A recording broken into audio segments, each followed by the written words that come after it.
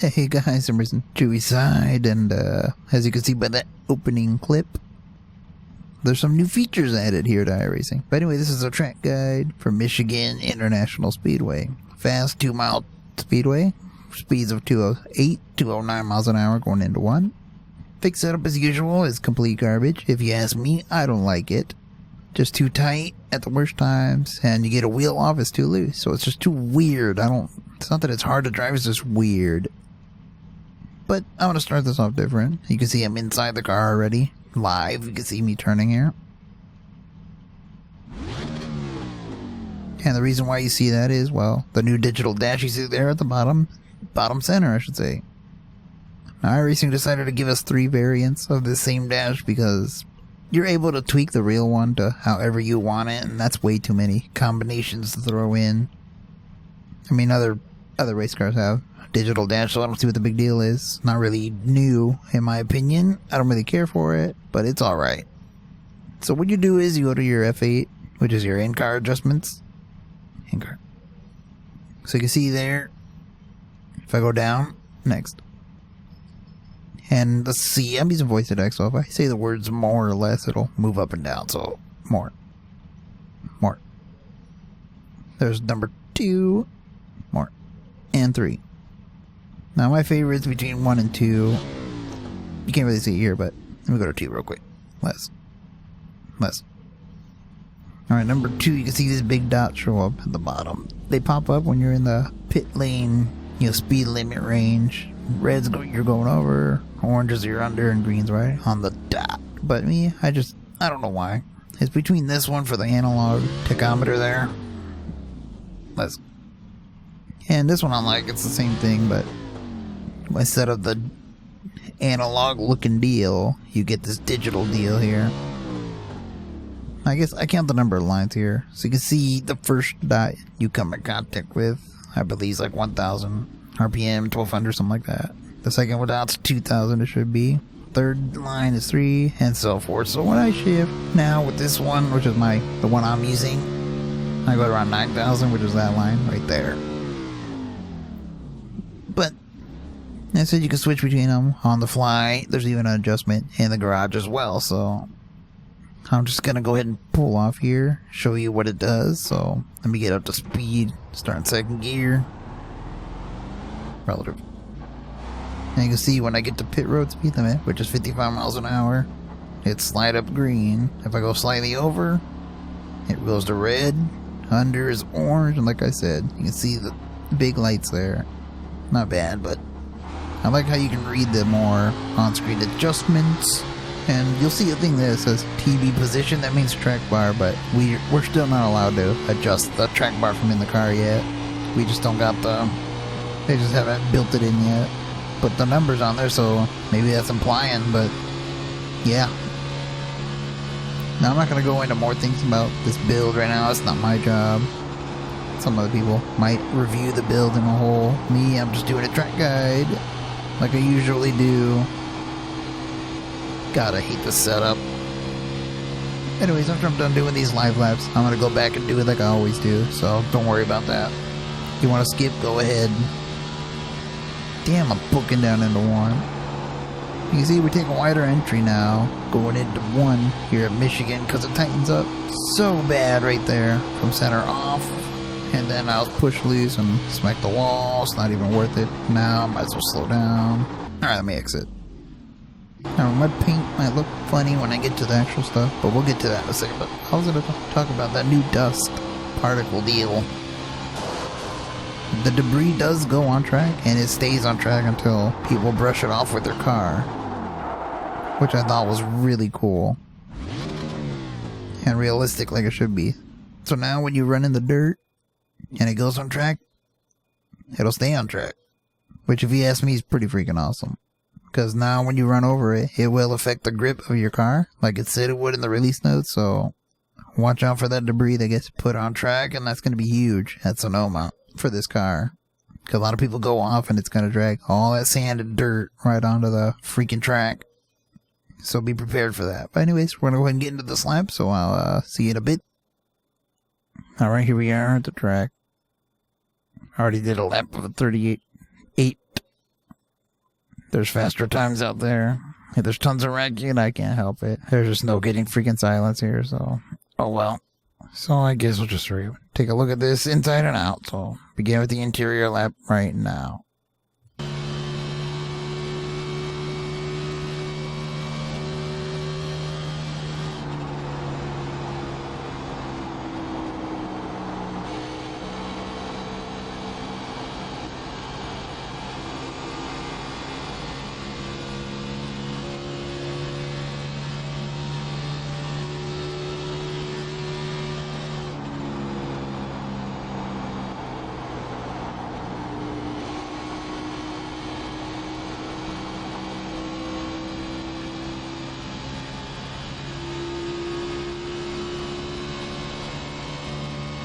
Alright, 38.8.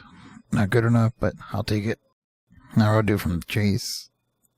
As you can see, the paint looks a little wonky right here because I haven't had time to fix the car's paint because of the template change. Here you can see the front end, the lights and the grille, and the new lower downforce splitter. Same with the spoilers, lower downforce, and paintable, which is a new feature, I guess.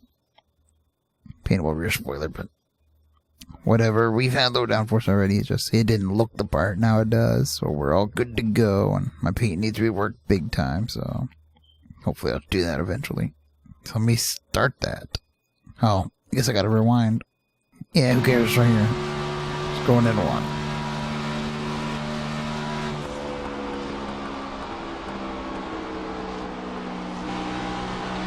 I think the rest of the Cup cars have sound change. I mean, the Ford's already been done, but I think the other guys caught up. I guess.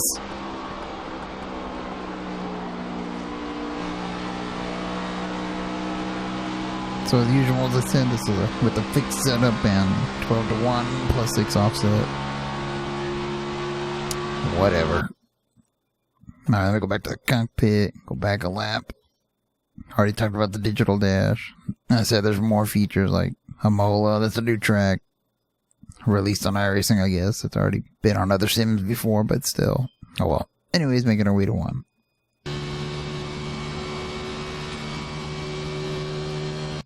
Now, since the setup's complete garbage, we're entering higher than we ever had before.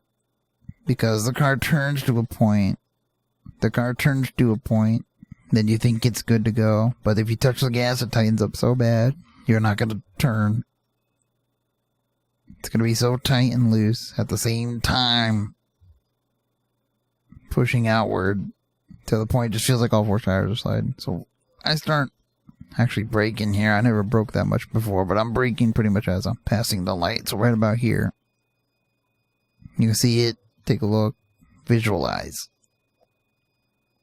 And I'm driving it to the second groove, but I'm still kind of far out on the groove. On the brakes enough just to slow it down just a hair to get it to turn. You should be off it right about here.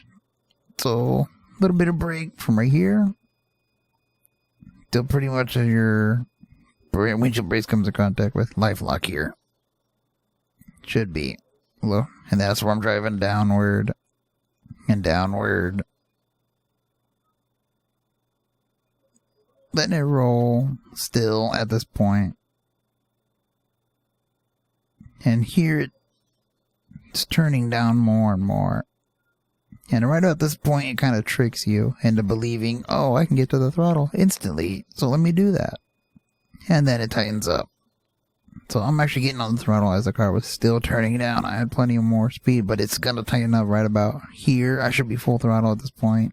If you can get to the throttle and stay in it, you'll be good. That's the problem with this setup.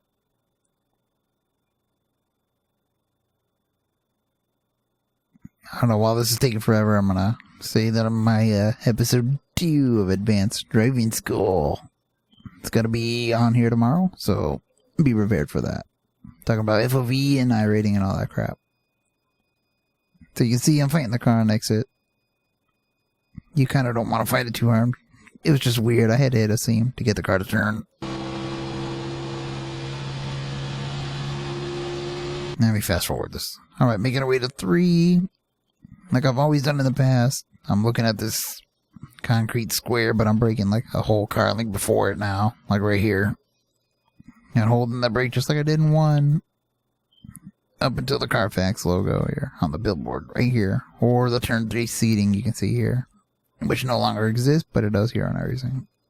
And again, I use that brake, let it slow down, then I let it roll at this point on. Till I get to the bottom seam here. Or to the second groove seam. You want to be right above it. And very similar to turn 1. Now, except it's a little bit loose going in. You kind of have to be prepared for it. And if you turn in too late, it gets real tight. But here, it's doing the same thing. It tricks you into thinking you have grip, so you touch the throttle. What does it do? It tightens up so badly that it's almost sad. So that's it. You just, again, play with the throttle. I think I have to get out of it, don't I? No, I don't. Kind of underdrove it. I guess drive to the apron. It's up to you, I guess.